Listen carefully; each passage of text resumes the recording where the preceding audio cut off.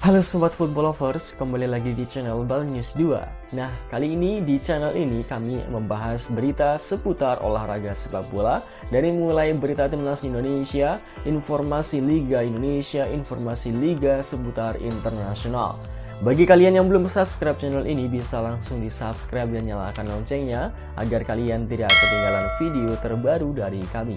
Baiklah, langsung saja kita masuk ke video pembahasannya. Nggak ada angin, nggak ada hujan.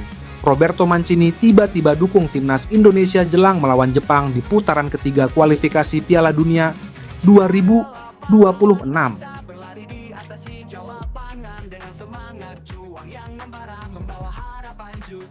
Dalam perkembangan yang mengejutkan di dunia sepak bola Asia, mantan pelatih tim nasional Arab Saudi Roberto Mancini menyatakan keyakinannya bahwa Indonesia memiliki peluang besar untuk mengalahkan Jepang di putaran ketiga kualifikasi Piala Dunia 2026.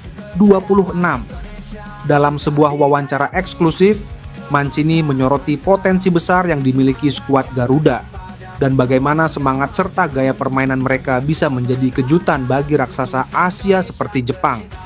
Setelah meninggalkan jabatannya sebagai pelatih kepala Arab Saudi, Mancini menghabiskan beberapa waktu berkeliling Asia dan memperhatikan perkembangan tim-tim nasional di kawasan tersebut. Menurutnya, Indonesia menunjukkan peningkatan yang signifikan, khususnya dalam hal fisik dan taktik. Sepak bola Indonesia berkembang sangat cepat. Saya melihat bagaimana mereka bermain dengan semangat yang luar biasa, kecepatan, dan semakin disiplin dalam bertahan.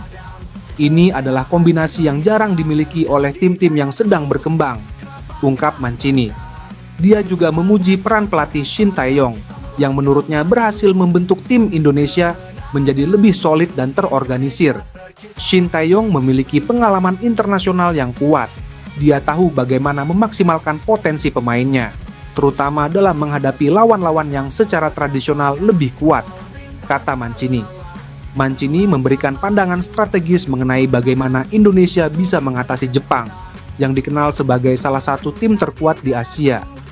Menurutnya, meskipun Jepang memiliki teknik yang sangat baik, mereka mungkin kesulitan menghadapi tim yang bermain agresif dan cepat.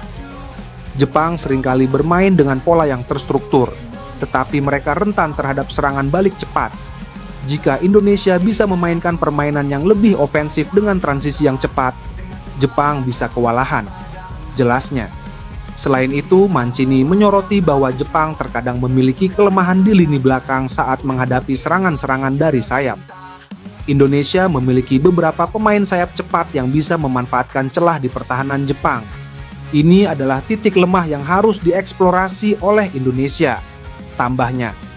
Timnas Indonesia naik ke posisi 2 klasemen sementara grup C kualifikasi Piala Dunia 2026 zona Asia kelar melawan Jepang pada Jumat, 15 November 2024. Namun, ada syarat yang harus dipenuhi jika kondisi atas bisa terjadi. Pertama, skuad Garuda, julukan Timnas Indonesia, wajib menang atas Jepang, tim yang kini menduduki peringkat 15 dunia. Di atas kertas sulit memang menang atas Jepang, yang dihuni sejumlah pesepak bola top dunia seperti Kaoru Mitoma, Takefusa Kubo, hingga Wataru Endo. Namun, apapun bisa terjadi di sepak bola, termasuk melihat timnas Indonesia menang atas skuad Samurai Biru, julukan Timnas Jepang. Kehadiran puluhan ribu supporter di Stadion Utama Gelora Bung Karno (SUGBK) diharapkan meningkatkan mental Tom Hei dan kawan-kawan. Apakah kemenangan atas Jepang langsung meroketkan timnas Indonesia ke posisi 2 klasemen grup C kualifikasi Piala Dunia 2026 zona Asia? Jawabannya belum. Timnas Indonesia mesti berharap di 2 laga lain, matchday kelima grup C, menguntungkan mereka. Skuad asuhan Shin Tae-yong wajib berharap laga Australia versus Arab Saudi dan Bahrain versus Cina berakhir imbang. Hanya saja, hasil ini juga belum cukup membantu timnas Indonesia duduk ke posisi 2. Timnas Indonesia wajib menang selisih 2 gol atas Jepang. Jika kondisi ini terjadi, koleksi poin timnas Indonesia, Arab Saudi, dan Bahrain sama-sama mengemas 6 angka. Namun, timnas Indonesia berhak menempati posisi lebih baik karena unggul produktivitas gol atas Australia serta unggul selisih gol atas Arab Saudi dan Bahrain.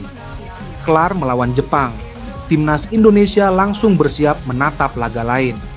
Sesuai jadwal pada Selasa 19 November 2024, timnas Indonesia menjamu Arab Saudi di matchday ke-6, Grup C kualifikasi Piala Dunia 2026 zona Asia.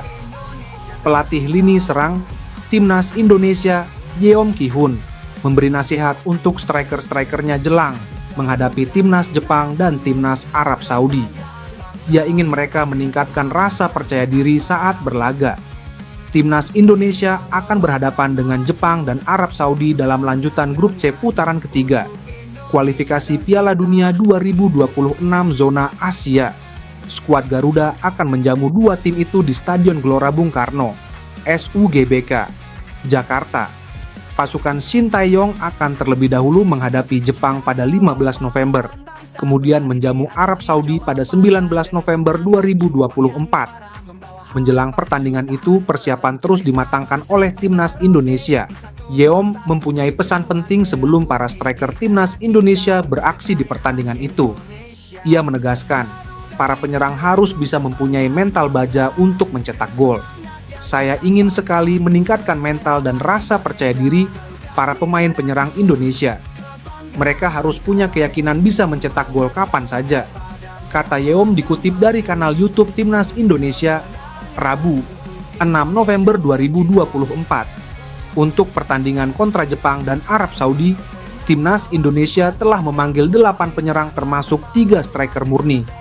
Ketiga striker murni itu adalah Rafael Struijk, Hoki Caraka, dan Ramadan Sananta.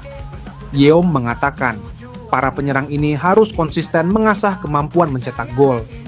Tidak hanya soal urusan penyelesaian akhir, pria asal Korea Selatan tersebut mengingatkan para striker timnas Indonesia untuk pintar mencari ruang sebelum melakukan tembakan. Selain itu, hal yang paling penting bagi seorang penyerang adalah harus memiliki timing yang tepat untuk melakukan tembakan dari posisi manapun, urai Yeom. Dan tidak bisa hanya menunggu tanpa bergerak mencari ruang. Kemampuan itu tidak datang begitu saja, harus dilatih, tegas ex-timnas Korea Selatan itu. Saya yakin dengan latihan yang konsisten, mereka juga bisa menemukan posisi terbaik untuk menembak dan mencetak gol. Tandasnya, lini depan masih jadi masalah timnas Indonesia. Dari 4 laga yang sudah dimainkan, skuad Garuda baru mengoleksi 4 gol. Timnas Indonesia sedang bersiap melakoni 2 laga kandang dalam lanjutan putaran ketiga kualifikasi Piala Dunia PD 2026 zona Asia Grup C.